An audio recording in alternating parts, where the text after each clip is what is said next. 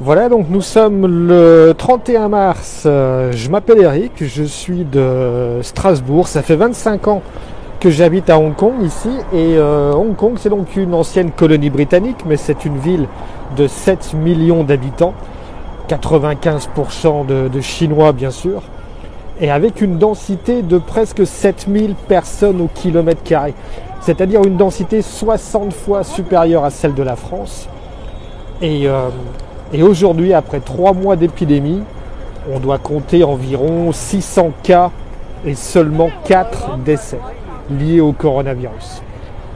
La grosse différence par rapport aux chiffres auxquels on assiste aujourd'hui, et c'est dramatique en Europe, aux États-Unis, c'est que ici, comme vous le voyez, 100% des personnes portent le masque. Tout le monde porte le masque dans la rue. Il n'y a pas de confinement, seules les écoles sont fermées.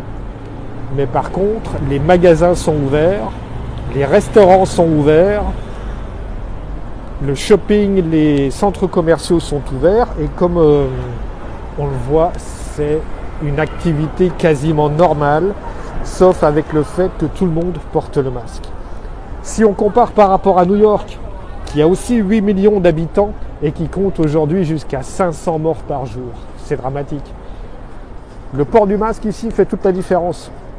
Parce qu'on voit que sans obligation légale, sans avoir forcément de contrôle policier à tous les coins de rue, c'est machinalement que les gens sortent de chez eux, sortent du bureau, vont faire leurs courses ou sortent tout simplement avec le masque en permanence.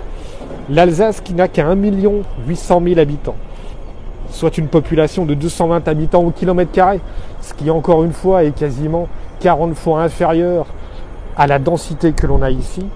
On compte aujourd'hui presque 500 morts à la fin du mois de mars.